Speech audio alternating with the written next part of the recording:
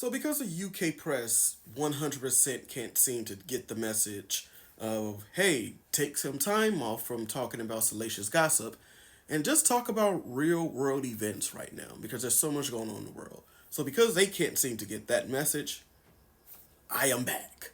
We are back. And before I start this video, I would like to say thank you to everyone, every last one of you who wished me a happy birthday last week for my birthday video. And I really appreciate and love every last one of you guys. Every last one of you support me. Guys, I normally don't do this, but we are almost at 3,000 subscribers, guys. So if you have not subscribed to this channel, please like, comment, and subscribe to this channel. I thank you all, and let's get to this video. So, of course, when all else fails, when all of your ratings and your shows flop and your newspaper articles flop and all else fails, what do? You go back to insulting these two just out of nowhere.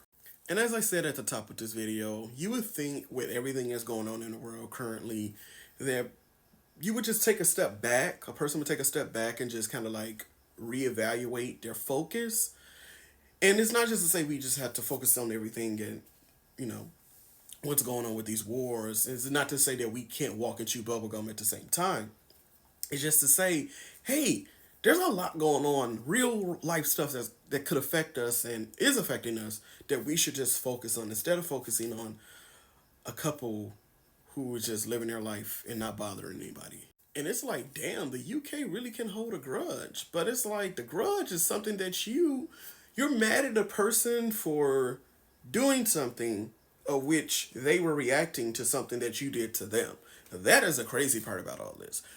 But I digress. So Jeremy Vine, he was not on this episode.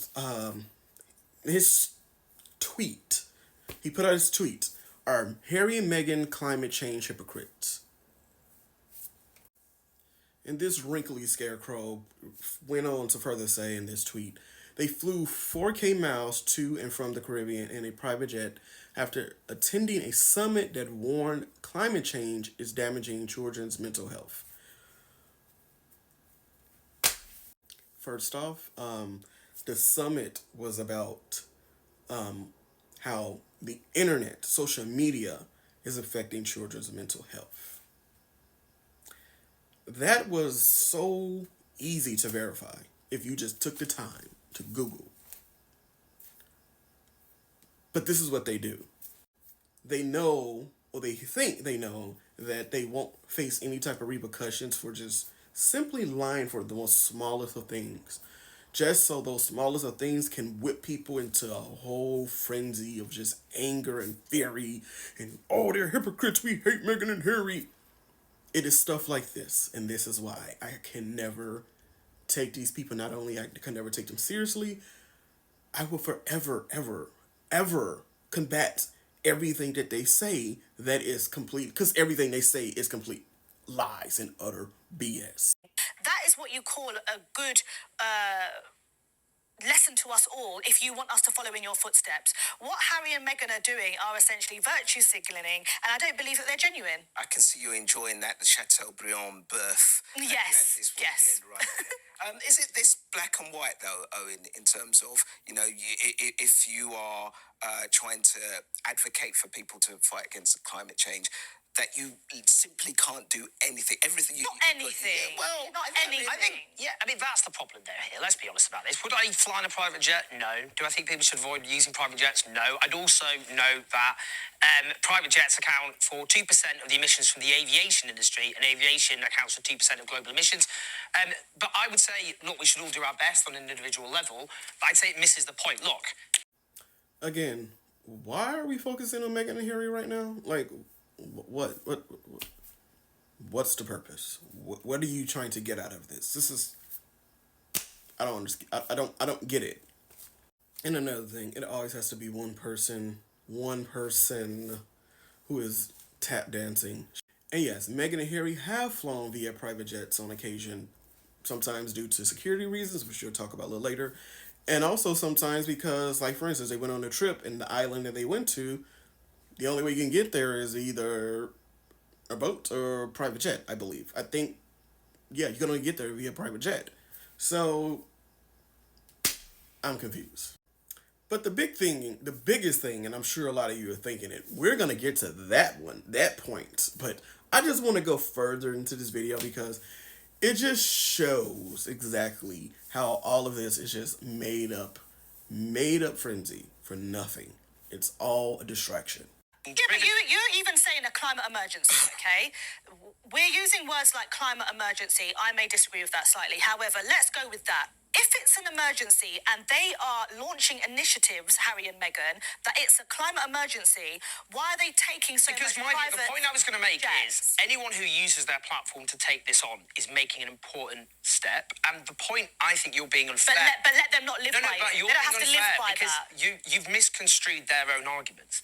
They're not using their platforms to say that or the mere so-called plebs of the world need to change their behaviour. And that would be the wrong approach. The problem is our economic system. So since 1988, Yeah. more than 70% of all emissions have been caused by 100 companies. Yeah, but It's what they're doing, in 2019, they launched an initiative where they're essentially telling the tourism industry, you need to change. Oh, it's okay for you because you can get on your private jet. How lovely. what they're saying. Have you ever had a conversation or even a debate with a person that was so hell bent on just making their point that they're not even listening to what you're saying? Or because as the young man said in that last clip, they are fighting, or Meghan and Harry speaking out against the industries that have caused these emissions and the climate change. And the climate change argument, I'm still learning about it myself. But they're fighting against the industries, these companies that are playing a big role in why we are going through this, as far as like everything with the climate. And because she's so hell bent on making her little talking points, and she's so hell bent on just sticking it to Meghan and Harry, she's not even listening. Because after that, she combats his point with where 2019 they started this travel agency to combat these companies. You're saying the same thing, you idiot. And that's the problem I see with a lot of people, not just with the Meghan and Harry topic, but a lot of these, political shows, like these commentators, they just listen to respond. They don't listen to have a real dialogue. And then this is where I feel like the issue comes in. Because although they may think at the end of the day they're getting their checks, they're getting paid, this is somewhat of entertainment.